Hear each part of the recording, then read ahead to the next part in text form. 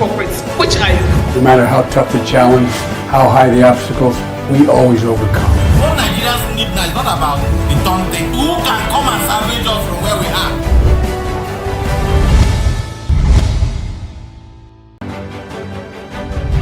Representing people. Mr. President, my people. Good morning and welcome to Open Conversation on Atlantic Television Network. Open Conversation is the network's flagship political platform through which trending political news, events and stories are discussed with stakeholders. Through these conversations, ATN uses political talks about specific issues, party system and actors to explore hope and engender positive impact to the society. Today we'll look at this story. First, Bayelsa State. Deputy Governor sues Assembly over impeachment plot. And then on to Plateau State, North Central APC Forum defends Mofwang planned defection. On governance, hold governors, local government chairmen accountable for rising allocations, APC says. And on alleged defamation, Senator Natasha violated penal code, must face criminal charges, federal government insists. And Ababio blames women for female politicians' poor electoral success. On alleged coup, Silva denies complicity, confirms raid on Abuja residents. We are open for sponsorship of the program, advert placements, news, events coverage, and commercials. Watch us live on our website, www.atlanticnetwork.tv, on Facebook and YouTube, Atlantic Television Network. Also watch us on Avo TV, Niger TV, and a Fastech TV platform. You can connect with us on our ATN socials by subscribing, like, and share. Facebook and YouTube, Atlantic Television Network. Instagram and TikTok, Atlantic TV Network 1. And on Twitter, Atlantic TV Net. We'll go on a short break, and when we come back, we'll delve right into the show. Do not go away. Representing people. Mr. President, my people are under siege. I will place economic stability and confidence. To condemn this act and call for the immediate release of this minister in the Temple of God. Because access to our money will move in the bank. The POS operator, she said 3,000 naira is 1,000 to collect 3,000 naira. Where are we heading to?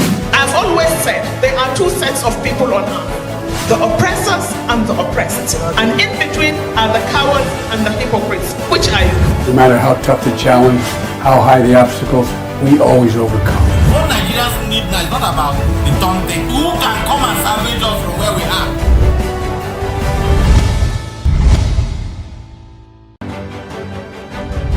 Representing people. Mr. President, my people are under siege. I will place economic stability and confidence. To condemn this act and call for the immediate release of this minister in the Temple of God. Because access to our money will move in the bank. The POS operator, she said 3,000 naira is 1,000 to collect 3,000 naira. Where are we heading to? I've always said there are two sets of people on earth, the oppressors and the oppressed. And in between are the cowards and the hypocrites. Which are you? No matter how tough the challenge, how high the obstacles, we always overcome. What Nigerians need now is not about the turn thing. Who can come and salvage us from where we are?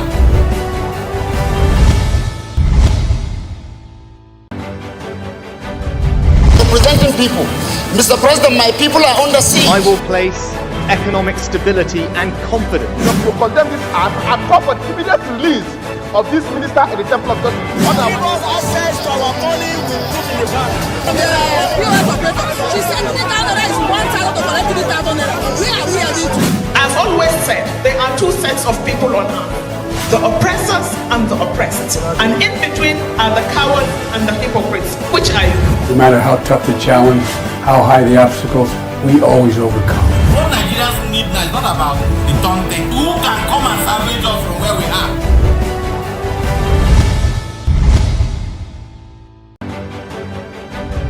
Representing people. Mr. President, my people are under siege. I will place economic stability and confidence. To condemn this act and call for the immediate release of this minister in the Temple of God. Because access to our money will move in the bank. The POS operator, she said 3,000 naira is 1,000 to collect 3,000 naira. Where are we heading to? I've always said there are two sets of people on earth, the oppressors and the oppressed. And in between are the cowards and the hypocrites. Which are you? No matter how tough the challenge, how high the obstacles, we always overcome. What Nigerians need now is not about the turn thing. Who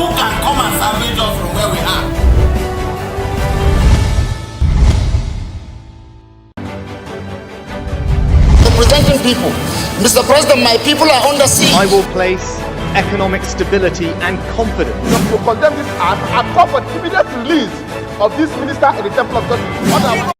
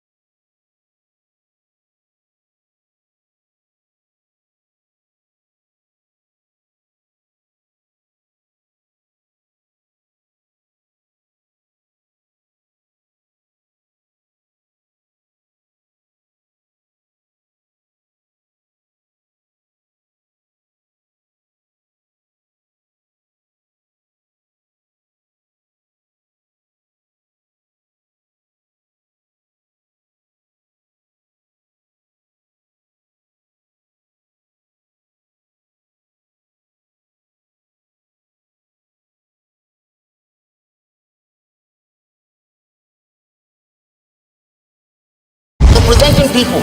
Mr. President, my people are under siege. I will place economic stability and confidence. To condemn this act and call for the immediate release of this minister in the Temple of Justice. Access to our money we put in the bank. POS operator, she said 3,000 naira is 1,000 to collect 3,000 naira. Where are we heading to? I've always said there are two sets of people on earth, the oppressors and the oppressed. And in between are the cowards and the hypocrites, which are you? No matter how tough the challenge, how high the obstacles, we always overcome. What Nigerians need now is not about the taunting. Who can come and salvage us from where we are?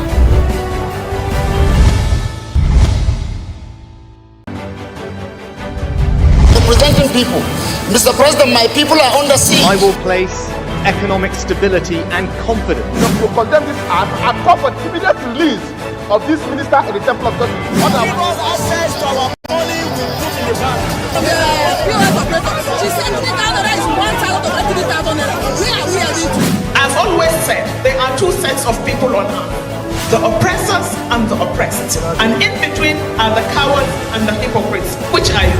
No matter how tough the challenge, how high the obstacles, we always overcome. What Nigerians need now is not about the taunting. Who can come and salvage us from where we are?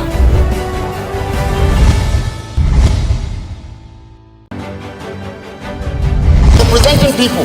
Mr. President, my people are under siege. I will place economic stability. Welcome back and thank you for staying with us. Joining me on Open Conversation this morning is Nze Nze, a regular on Open Conversation, a political analyst, and he also prides himself as advocate of the masses. Good morning, Nze, and welcome. Good morning, Laurentia. Good morning, Nigerians. And on to the story. Bayelsa State Governor Lawrence Ewujabo has filed a suit at the Federal High Court in Abuja against the State House of Assembly, its Speaker, and other top officials over an alleged plot to remove him from office. Ewujabo claims the lawmakers are under pressure to impeach him for refusing to defect from the People's Democratic Party following Governor Doye Diri's recent resignation from the party. Through his counsel, Ruben Egwaba, the deputy governor alleged that the move is politically motivated and part of a broader scheme to silence PDP loyalists, citing threats faced by some local government chairpersons, including Sabamama Council boss, Ms. Alice Tangere. Justice Emeka Wite ordered all respondents, including the Bayelsa Assembly, the Chief Judge, the Inspector General of Police, the DSS, Director General, and the State Attorney General to appear in court on November 13 to explain why an injunction should not be issued. Erujapo is seeking a court order restraining the Assembly from initiating impeachment proceedings or withdrawing his security aides, as well as halting any attempt to appoint a replacement pending the case determination. The development follows reports that Governor Diri is set to formally join the All Progressive Congress, heightening political tension in the state. Nze, what do you make of this story? It shows a lack of maturity in our, if I'm saying, our democracy, and also the very low level in which we see our politicians play politics with everything. I am also looking at it from the angle where I assume that there is no strong law backing the office of the deputy governor. Yes, because if there is a law backing the office of the...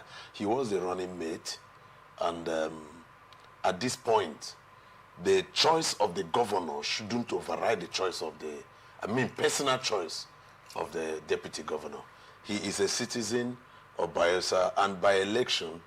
a member of PDP. A member of PDP, and by election, the deputy governor of the state. On no reason, on no account, should the State Assembly, under any pressure or guise, try to impeach the governor or remove the governor from office because he is not agreeing, not that he is not agreeing with policies of the governor, but the choice of alignment of the governor does not suit him.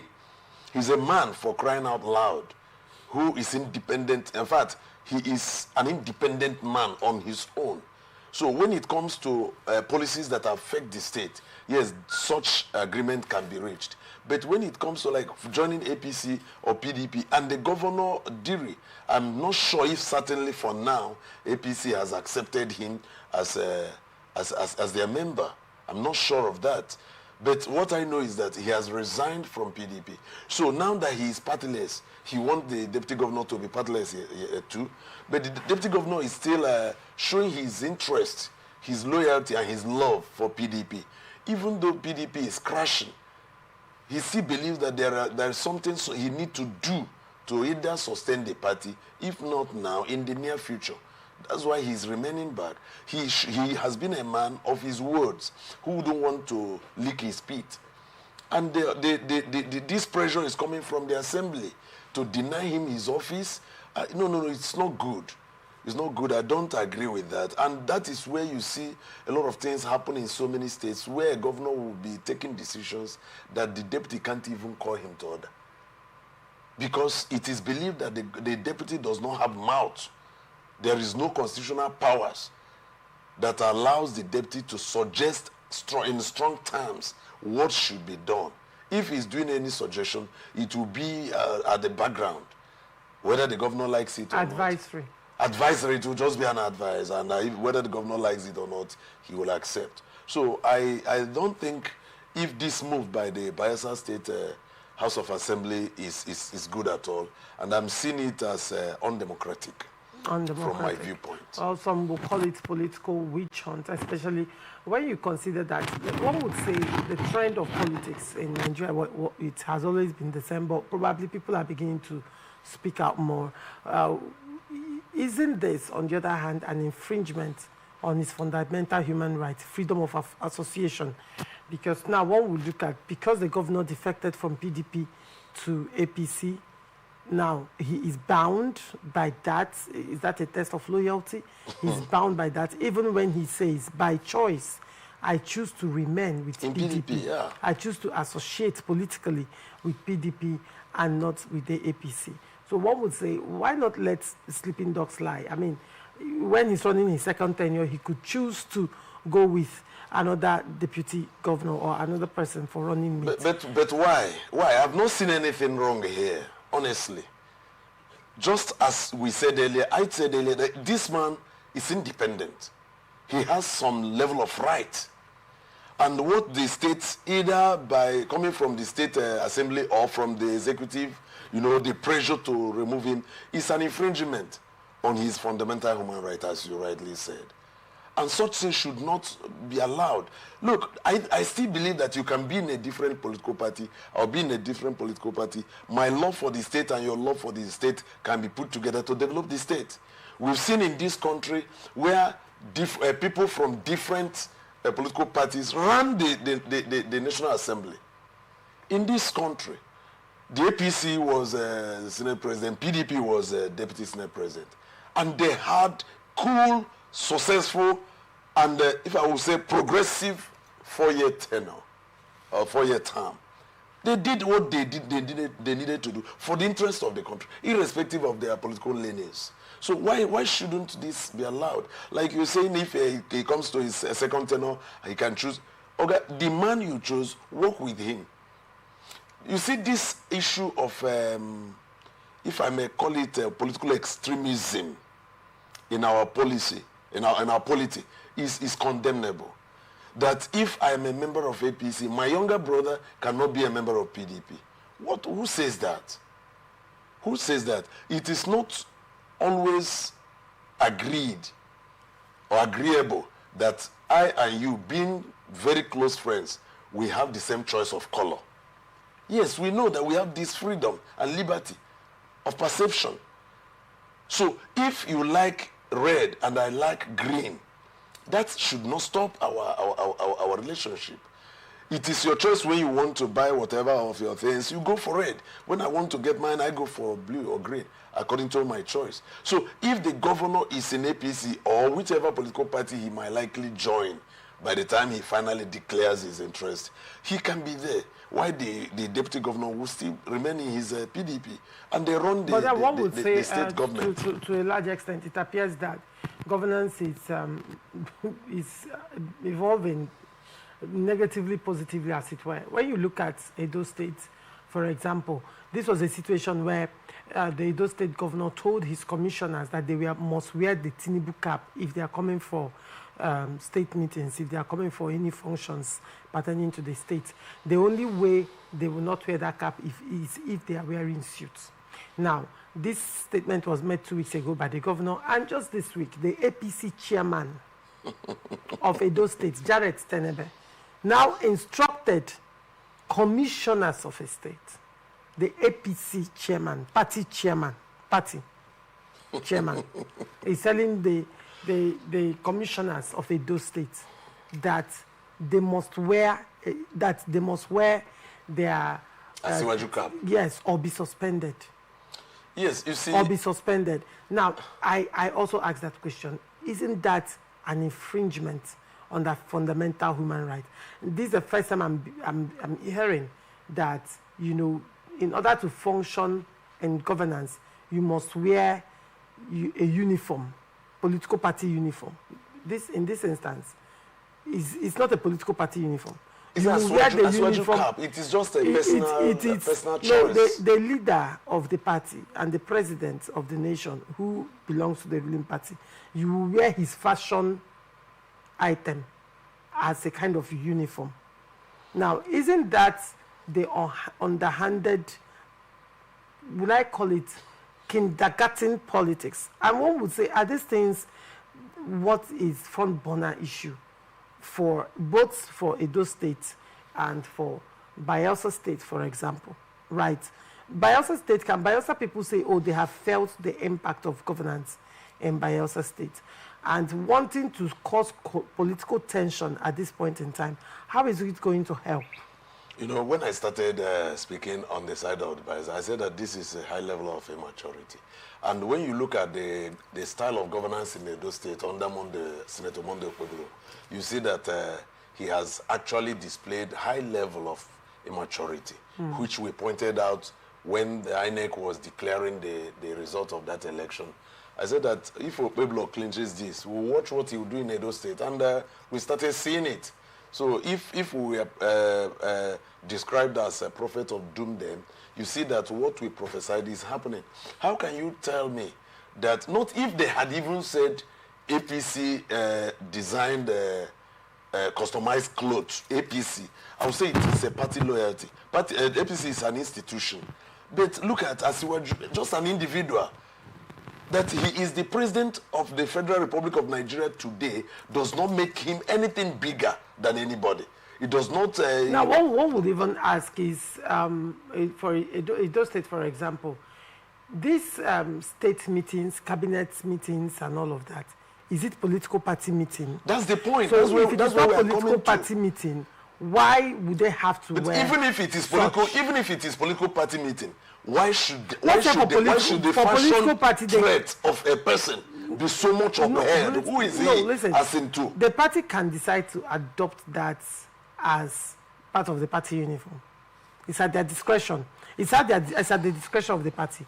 They can choose to adopt that, you know. And when they are attending their party function, they can tell their members, if you're coming for our political party function, kindly wear this fashion item.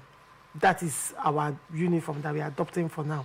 That's understandable. If it is agreed that's understandable. If the majority of the people should agree I need to on understand my point. That is understandable because it's political party function.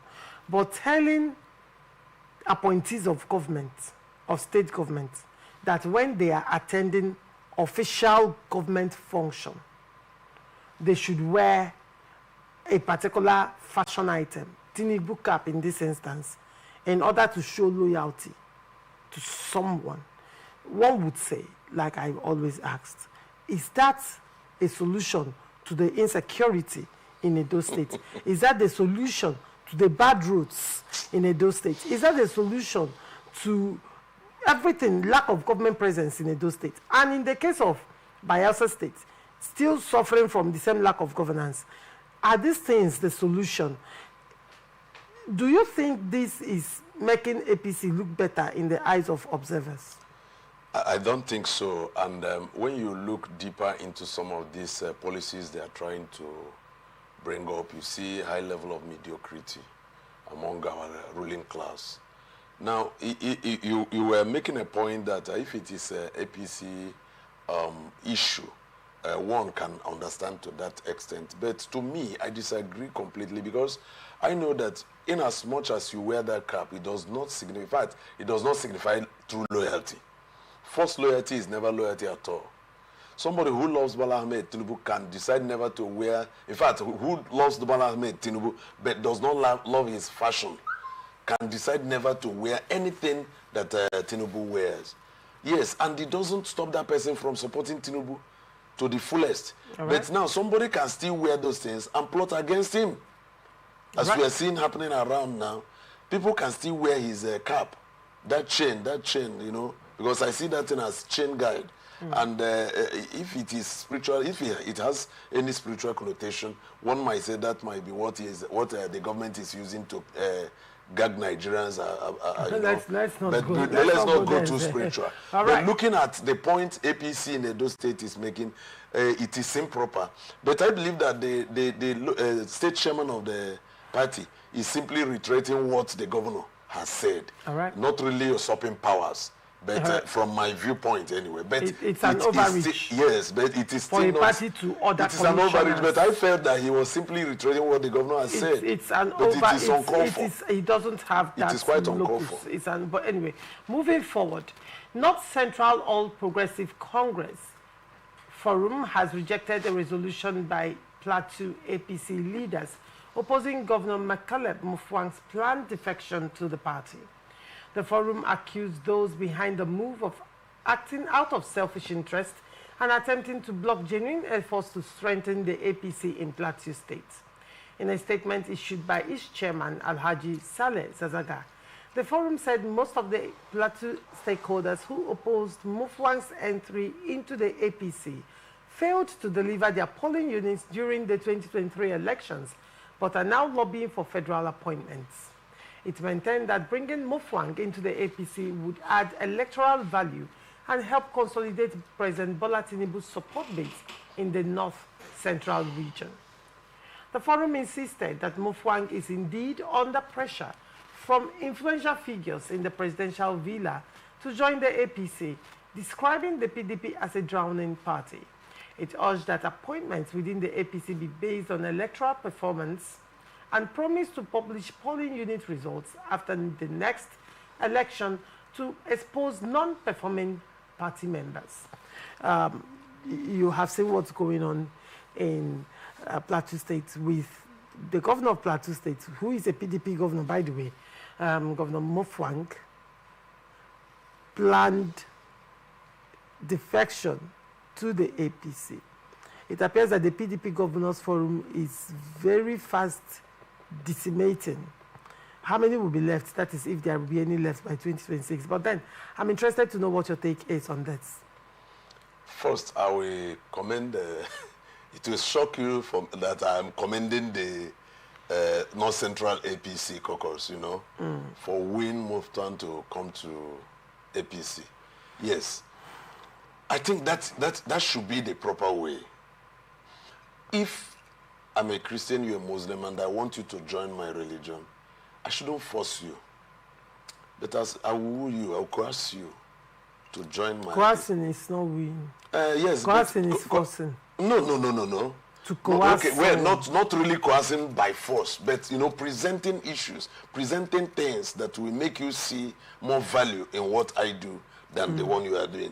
Like, if you look at the argument in this case, you see that they believe that if he comes to APC, definitely they will use him to win APC for both the national election and the state elections.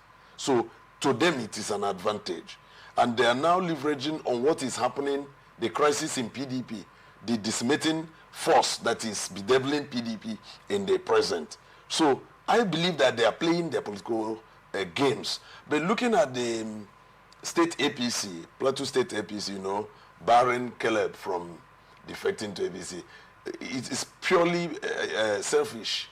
It's purely selfish because most of the people who are stopping him to come in are believing that they still have chances of perhaps, you know, contesting in one way or the other in some of the elective offices.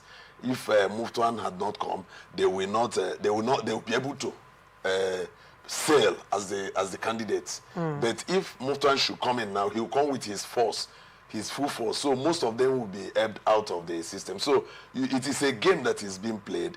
But now I reserve my fear. And my fear is based on my sympathy for this strong African largest political party that once ruled Nigeria, called PDP. That's my fear. So you see how the governors are just collapsing PDP in states. Because once the governor leaves, the party is weakened. Who else will sustain the party in the state?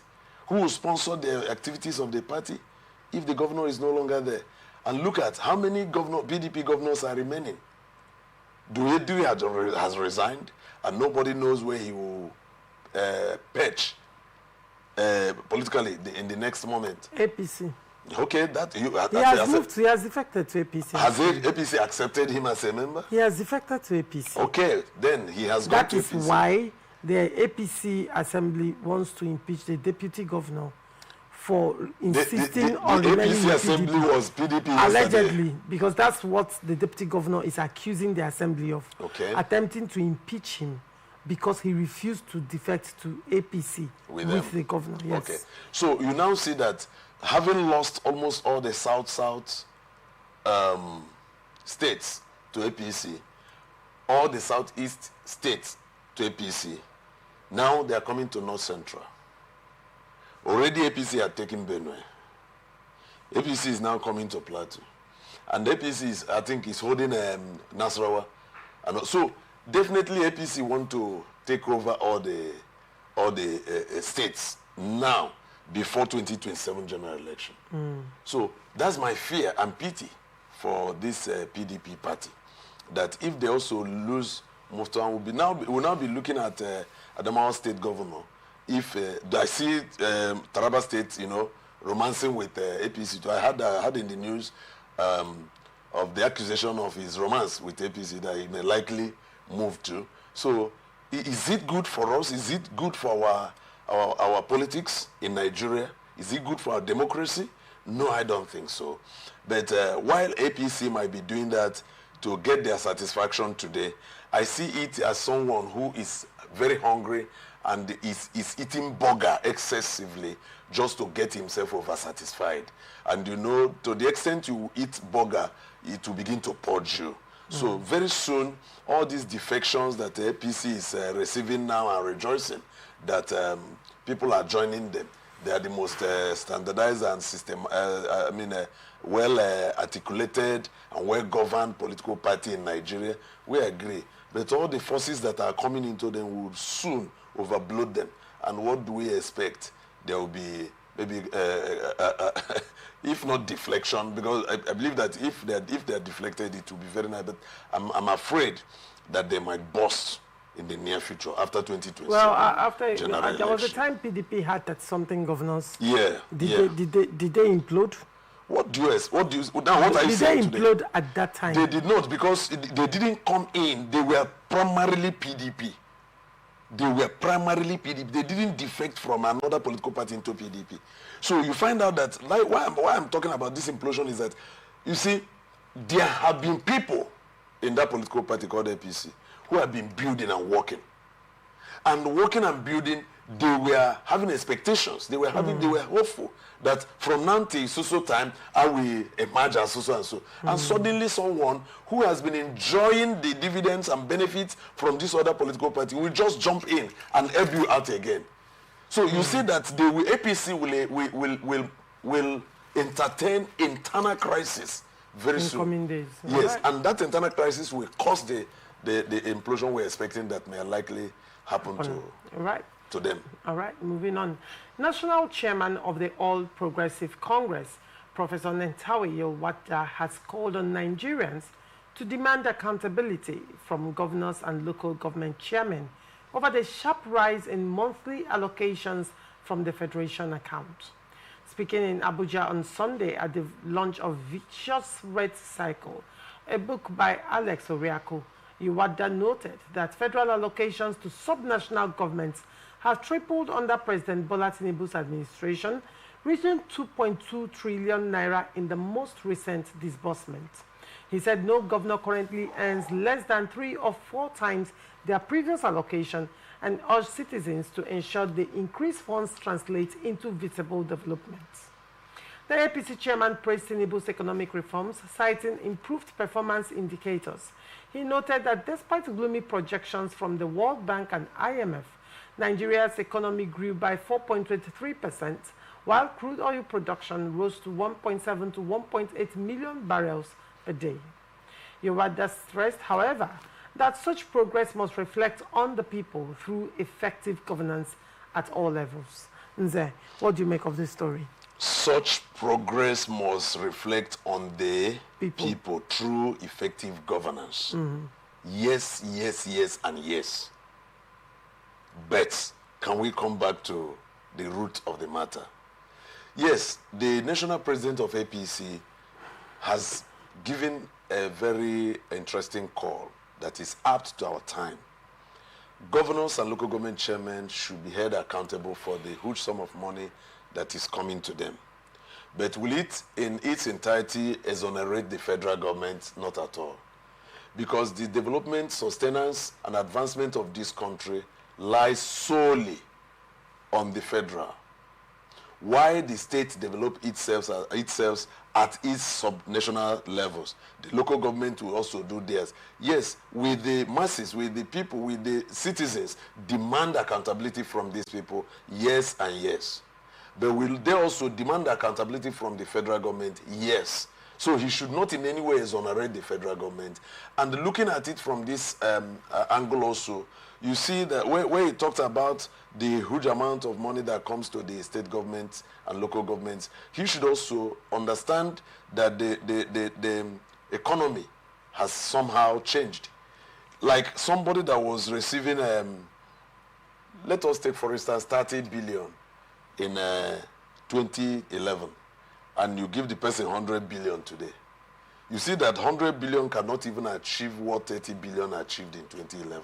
So we should understand this when we are thinking of, demanding accountability. We should know that the prices of things have actually gone very high, And why he's giving it as a credit to the federal government that no state governor is receiving anything less than 4 times what they have been receiving. He should also know that the federal government has skyrocketed the prices of things 100 times, more than 100 times as they were yesterday. And while he do that, we see also that he is mentioning or outlining the progressive nature of our economy. And he's forgetting the fact that our government is still borrowing. So how can a layman understand that? That you tell me that we are making progress and you are still going to my neighbor to borrow salt? How can you make me understand that? I see that they are simply playing a maybe mind game on Nigerians, because I don't see the reason why you should remove fuel subsidy, increase fuel pump price, because they have not been able to tell us how much should be the proper and normal pump price of, in fact, a petroleum per liter. The normal amount it should cost, both in production and in marketing, in sales. Now, you have removed the subsidy that we were enjoying, telling us that it was drying Nigeria. And those governments that manage those subsidies, we are still borrowing to sustain Nigeria. You now have removed it. You are still borrowing. How can we understand that? Where is the money you have saved? You say you are now giving it to states. Is he reflecting on the masses? Is he reflecting on the populace? Is he reflecting on Nigerian citizens? Isn't that why the APC chairman is saying, hold the local governments and the state governors responsible? Because now the allocations have tripled, if you want not quadrupled. And as such, you know, governance should trickle down to the masses. I agree with him on that. You know, I said it is very fine and apt. It is timely. But first, before you tell another person to remove a speck in his eyes, consider the beam in your own eyes. Because if the federal government has been giving us reasons, in fact, if they have proven to, beyond reasonable doubt, the developmental stride, at least from that federal level, we now look at states. We can begin to, like, if you go to Abia State, you know human being that breathes properly that will say that Abia State is not utilizing the money that is given to, except if there are areas they are not meeting up. We expect Abians to tell us. Nobody will say that the governor of Enugu State is not utilizing the money that is being given to him. Now, where we are looking at, like, there's something happened around Enugu recently, and I saw one of the local government chairmen running around. Gully, erosion almost divided one road. The local government chairman rallied round, did all he could, you know, mobilized force, which I think at some point the federal government and the state government had to come in, Ministry of Works, and they now had to bring in Cetraco to come and fix that. Otherwise, because if you see that gully, it's like it was very terrifying when you look into it. But it was the local government chairman, the State House of Assembly member that rallied round together with some of the policymakers within the area, and they arrested that. To me, that was a plus to him. But however, I expect the local government chairman to do more than just mere providing boreholes, you know, renovating schools, and all those small things. Do reasonable projects, empower people, build factories, build factories in your areas. There is God so much blessed Nigeria that there's no part of Nigeria that does not have a special thing they produce that can give them money and increase their economy. All right. So if this local government chairman can give life to those things, you see that even after you have left office, the legacy will be there speaking for you. Now, the state chairman will be doing their own. If the trunk C road is for local government, trunk B road is for state government, trunk C A road is for federal government, let the local government do their own. Let the states do their own, and let the federal do their own. This is just a very good advice from the national chairman of APC. But I expect him to have advised the federal more and more, and also call individuals like we are doing here, the public affairs analysts. We don't look at anybody's face.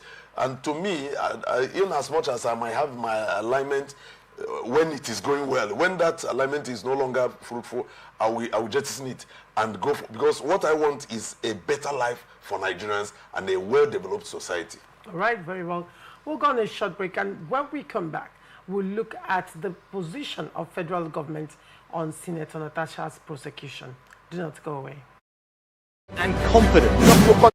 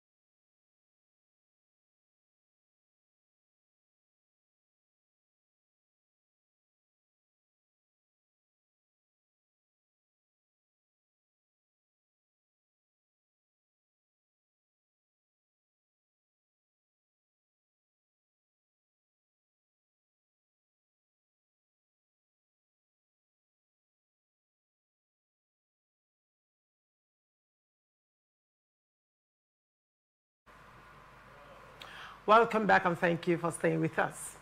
Office of the Attorney General of the Federation has defended the defamation charges filed against Senator Natasha Akpoti-Ojuagan, insisting that the case was properly instituted under the Penal Code and the Nigerian Constitution. The AGF's position came in a response to a preliminary objection filed by the senator at the Federal Capital Territory High Court, Maitama, before Justice Chizoba Oji. The Kogi Central lawmaker is facing 3 counts of criminal defamation following petitions from Senate President Godswill Akpabio and former Kogi State Governor Yahaya Bello, whom she accused of plotting to assassinate her. The AGF's office maintained that the decision to prosecute followed a comprehensive police investigation and was made in the public interest and the interest of justice, denying any political motivation. During Monday's hearing, the prosecution counsel, David Casway, sought a short adjournment after admitting that the defense had not been properly served with its counter affidavit. Justice Oji subsequently adjourned the case to December 1, 2025 for hearing of the defense preliminary objection, which challenges the AGF's authority to initiate the charges. Nze, what is your take on the story? Well, I think to be on a balanced line, I have my sympathy for Natasha. You know, she has gone through stress. She has gone through a lot of, if I may say, political hit and run, so to speak. But looking at this, I'm not a lawyer, but I believe that what the SGF is saying is correct. I mean, AGF rather is saying is correct, that if you have alleged that these people want to assassinate you, you should be able to prove it beyond reasonable doubt. And the Senate President and former Kogi State Governor Bello have instituted that petition that Natasha is defaming them. And if court now is calling Natasha to come and defend himself, I don't think if it is wrong. Court is not calling Natasha. It is to defend himself. the Attorney General. AGF the Attorney General is suing the matter. Yes. Is suing Natasha. Where I don't understand very clearly now as a layman in the issues of law is whether he has jurisdiction to do that. That's where I do not understand. But if he has, then there is nothing wrong with Natasha going to answer for herself. But if he does not have a jurisdiction, I think Justice Oji will do justice to that. Yes, that's where I look at it. Now it has been brought before a justice. But it will be fated to have political, to be politically motivated. One would say the Senate President can, you know, sue Natasha by himself. The same with Yahaya Bello. They can do the same for themselves. So why is the Attorney General they are the ones, that he's saying that a petition was sent to his office? Yes. So right. Just for instance, I have an issue and I report it to you and you air it. You are now airing it. I reported it to you. You are now airing it. Nobody should come and ask you, why did you air it? Because it is from me. So if Akpabio and Bello had petitioned the Attorney General, and now the Attorney General is prosecuting the matter, then why should anybody be against that? In as much as I believe that on the basis of sympathy, if they can consider that Natasha has fought a lot of political wars, though from the inception I blamed it on her, that she made that mistake, you know, going to quarrel and laying off all manner of allegations and all that. After at the end of the whole matter, suspension, 6-month suspension, court cases and all that, finally you came back and you returned to the seat that was allocated to you. Then what was the gain of all those brouhaha that just lasted for some time and denied the people of Kogi Central representation in the Senate? You see that it doesn't make sense. So sometimes we jump into matters that will not produce any meaningful result, and we just do it because we feel we have the influence, we have the resources, and we have the connection to do it. And that is a waste of time, waste of resources, and waste of representation for Kogi people. But if the AGF at this point and Akpabio and the Yaya Bello can look at the fact that they fought this fight and finally they've settled, they've rested it, let them rest all the troubles and let Natasha go and apologize to them if need be, and let that case the burden of proof, it's on the accuser. If Natasha accused them of, the things she has accused them, they are weighty accusations, the burden of proof lies on her. She has to prove. She has to bring evidence to that effect. Yeah, but if you listen to the prosecutor, he said that the police, the DSS have done their different investigations of this matter and have seen that the accused are innocent of it. So, but however, if there are things Natasha did not tell the police that she still has in her basket, maybe when she comes to the court, she will prove it. Because from the information that is given to us, we've seen that the police have questioned Natasha, questioned Bello and Akpabio.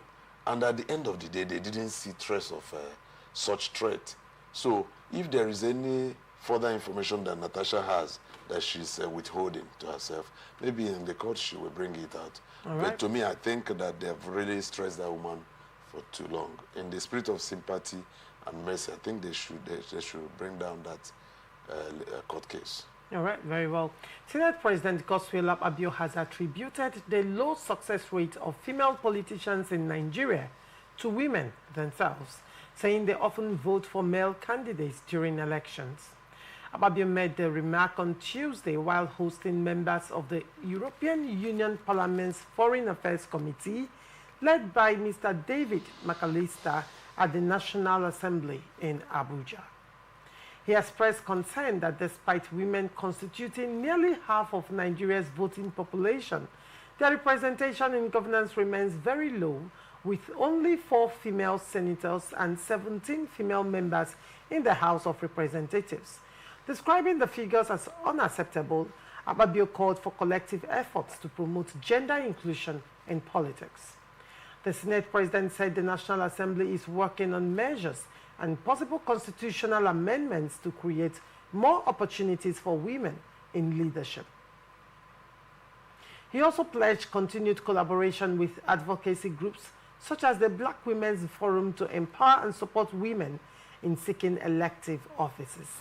Nze, what is your take on this story? First, the accusation or the reason for lack of women inclusion in government, he blamed it on the women themselves. To a large extent, I may agree with him on that. But I believe that if we overflog that, we might be creating a different sentiment altogether. How? Yes, especially among men and women. You know, when it comes to election, women are always greater in number. Women are always greater in number. And if a woman candidate or a female candidate is contesting against a male candidate, if all the females should vote for the male, for the female, definitely a woman will win. But the truth is that in Nigeria, we've not seen votes count. Yes, and when the male counterparts may come with talks, ballot snatching, flexing of financial muscles, you discover that the female counterpart wouldn't have all those ability to do that, to do as they... Have women been able to change systems in Nigeria before? Have women been able yes, to an extent. To force the government to have a rethink? Have women been able to change policies in the government in Nigeria before? In a very minute way. About women's riot of 1921. Yes, we understand. How do you say it? I can go on and on to quote. No, yeah, I know you how have. Even single women have changed the trajectory of things. I have those points there. But why I say in a very minute way, right from 1999 to date, I can point to the fact that we began to hear of NAFDAC when Dora Akunyili mounted the stool. we began to hear about NAFDAC. We began to hear about fake drugs, fake food products, and things like that. And we saw how Akunyili fought. I was very close to Akunyili during that period. And I saw her passion for this country. She needed things to go well. Now, number two, we had somebody like Obies Ezekwesili. When she came to education, I was in Ohanese by that time. So through Ohanese, I could reach her at that level. And we saw what she did in education. Her development and policies actually supposed to have lifted the education standard in Nigeria. But unfortunately, when Adamu came, everything plunged head down. And things couldn't hold anymore. That we are struggling the way we are struggling today. And they have not seen another education minister who had come up to uphold something tangible. Not during that of Yeso Wike, and what's the name of that the minister, federal minister, and Yeso Wike was the Minister of State. Then the time of this one that is there now, was it Alausa? You see what is happening. That is like the man doesn't even have policy. They came today, they told us mathematics will no longer be binding on art students. Next moment they come and say, but let's not deflect. No, I'm coming to the trajectory of okay. women Right. performances in Nigerian politics. Now, those few persons that I've just mentioned, even Okonjo-Iweala and the rest of them, you see that actually they were appointees. They were not elected officials. Okay. Now, those elected officials, you saw what Vejie Tiaba, the way she was booted out of government in Anambra State.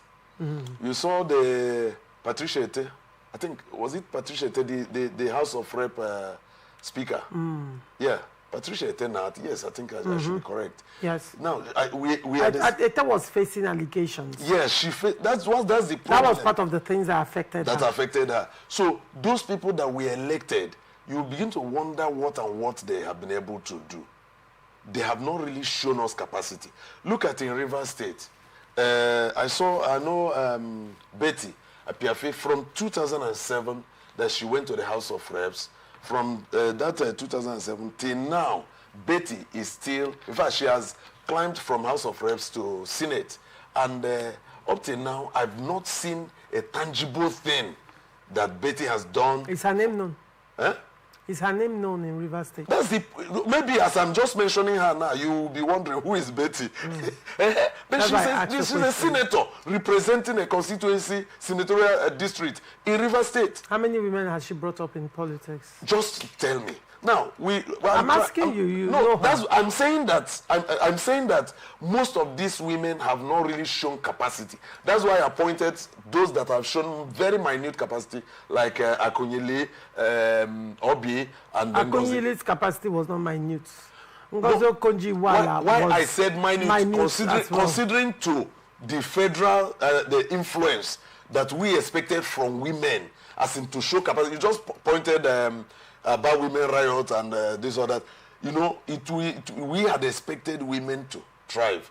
Now, do you know why in the last general election I supported a woman strongly? Because I had one-on-one talk with that woman about what she wanted to achieve for Rivers State. I said, madam, I will go with you and I will market you. And I supported Labour Party candidate. I'm talking about Chief Mrs. Beatrice Itubo.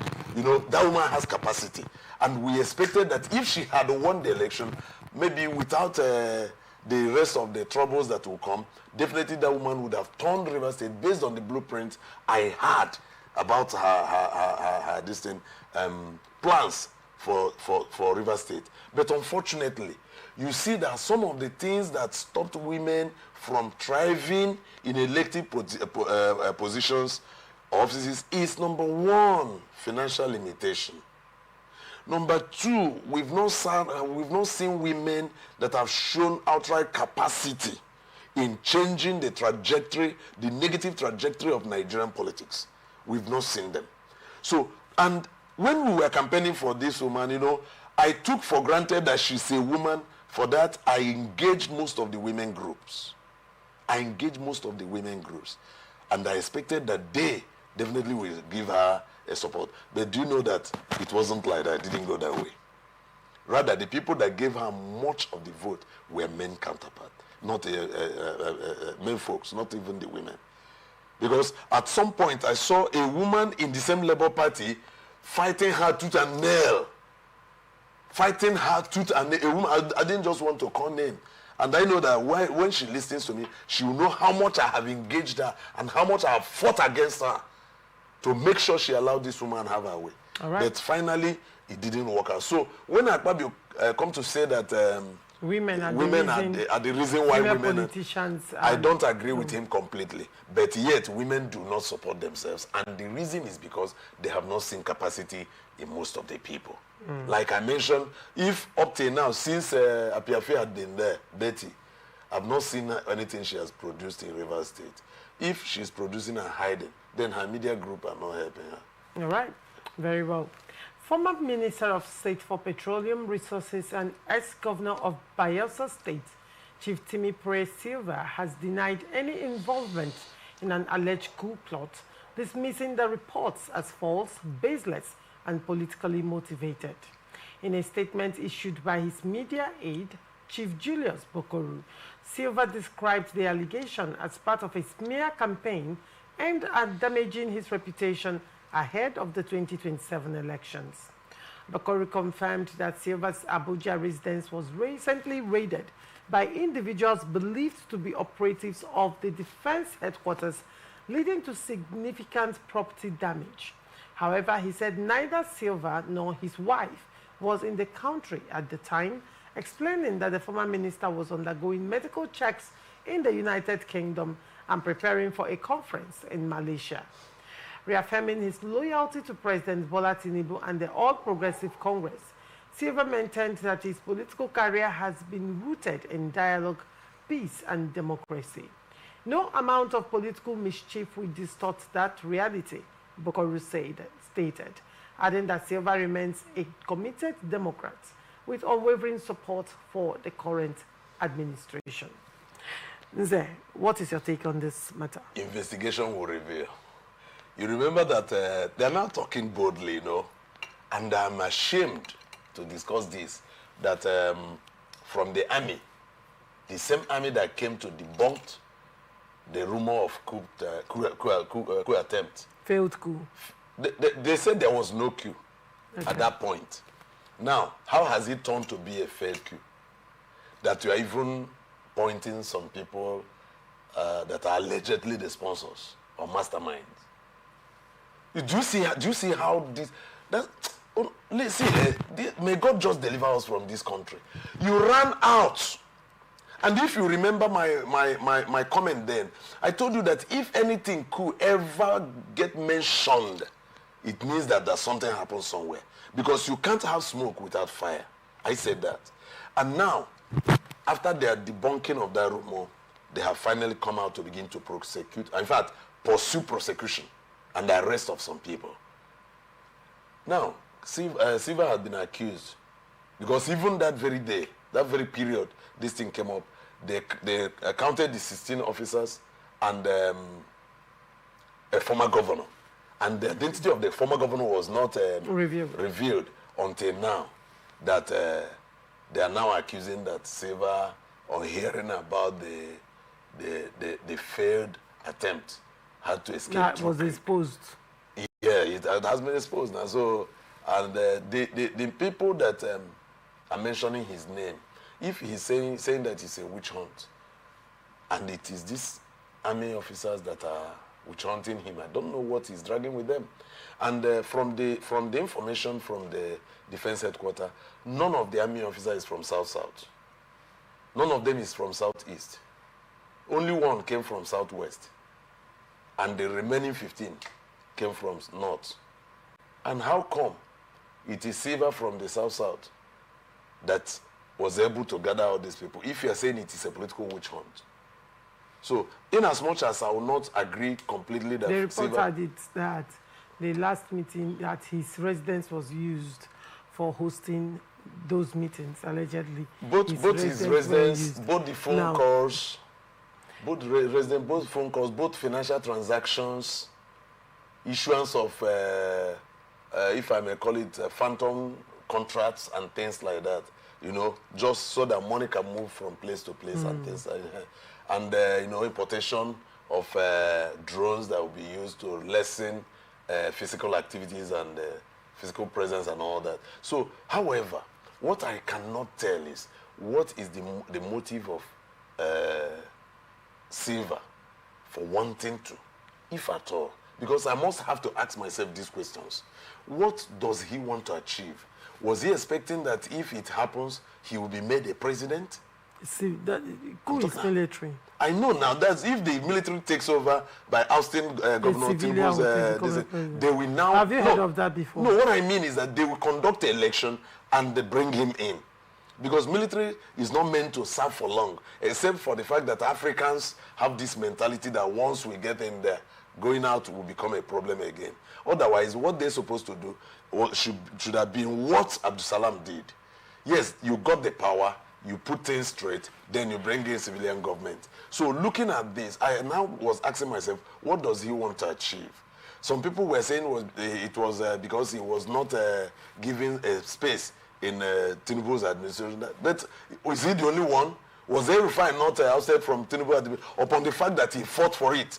And other people like that. So he wasn't the only one. But what I cannot tell, which we must leave to government to investigate, is his interest in that. But also, I have not also agreed that he is culpable of the accusation. Yes, let investigation reveal all these things. But unfortunately, he's not in the country. And I know that the measure that was used for Nnamdi Kanu might not be used for him. Otherwise, we'll say, since they have the way of moving into other sovereign nations, countries, the matters and expatriating the matters somebody. are not the same at all, because... But his own should be even more dangerous. Yes, his own should be more dangerous if it is true. Failed coup. Yes. Do you know what that means? Allegedly, though. Do you know what that means? But then the defense headquarters, you know, they said initially it wasn't a failed coup. The CDS actually said it wasn't a failed coup. It wasn't a coup attempt. That some officers were actually arrested for disciplinary actions, for yes, just for because, military exercises. And the exercise, the reasons were not very tenable. Very it was like reasons. One would say, why would they be arrested and so much noise is made just for these kind of reasons, right? And then at the end of the day, after they said nothing of that nature happened, suddenly an ex-governor's house in Abuja is being raided on account of a coup that allegedly they said never happened. And he's no longer denying that. You know. And the chief of defense staff that came openly to make a statement via the defense headquarters, defense intelligence agency, you see that he has lost his position. And his army chief had taken over his position. Because they just had to remove him and bring in, his name is not too familiar, because while Christopher Musa was there, he was doing all the jobs. And the chief of army staff was very silent and quiet. Though I know he might be working on the ground, but his name wasn't too popular. Today I cannot explain his name. And you see how all those service chiefs lost their positions, and the army chief of staff have been promoted to chief of defense staff.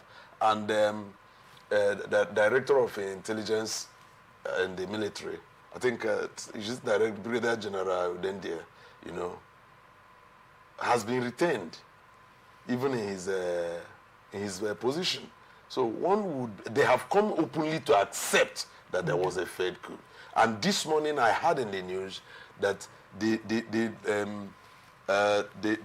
position of those people, those 16 officers, have been made clear. And you see that the youngest, the lowest, is just a major. Others, in fact, two were major. The one from Air Force was a squadron leader, which is equivalent to major in the army. And the one from Navy was a lieutenant commander, which is also equivalent to major. And now the rest were infantry soldiers. And you know, these guys, these infantry soldiers are the most dangerous when it comes to military. All right. So if now they have come to accept that there was a coup. I call on President Bola Ahmed Tinubu to please sit up, consider your policies. Now that military have started, because that you arrested these ones does not mean you have arrested all the people who are angry with your style of government. And since these ones have attempted and failed, there could be other people who might have heard one or two things about this coup plot. So the areas and things that made these ones fail, others might begin to block that loophole to still succeed in it. Looking at the trend of military takeover across Africa, let Mr. President tighten his corner and change some of the policies, especially in the theater of war. All right. Especially, look at what is happening today. In, was it Katsina or so? Yesterday or day before. You see the number of people that were killed, slaughtered while they were praying early in the morning. And the rest of, and when these things are happening, media will be silenced, or will be silent over them. Except we are now getting them from either some of the people who live over there, they will go and say, see what thing they happen to us, see what thing they happen. Let the government empower our military and motivate them. Right. Give them morale, let them fight these insurgents and bring them down to the barest minimum. All right, Nze, thank you very much for that submission. Thank you so much for coming. It's a pleasure having you. Thank you. It's my pleasure. And thank you so much, our viewers, for always staying connected to us. And this is where we wrap it up on this episode of Open Conversation. We are open for sponsorship of the program, advert placements, news, events coverage, and commercials. Watch us live on our website, www.atlanticnetwork.tv, on Facebook and YouTube, Atlantic Television Network. You can also watch us on Avo TV, Niger TV, and Efastech TV platform. You can connect with us on our ATN socials by subscribing, like, and share. Facebook and YouTube, Atlantic Television Network. Instagram and TikTok, Atlantic TV Network 1. And on Twitter, Atlantic TV Net. Do not forget, peace and unity are the pathways to progress. Thank you for watching. I am Laurentia Ugu. Transition News comes up next. Do not go away. Obstacles we always overcome. What Nigerians need now is not about the turn thing. Who can come and salvage us from where we are?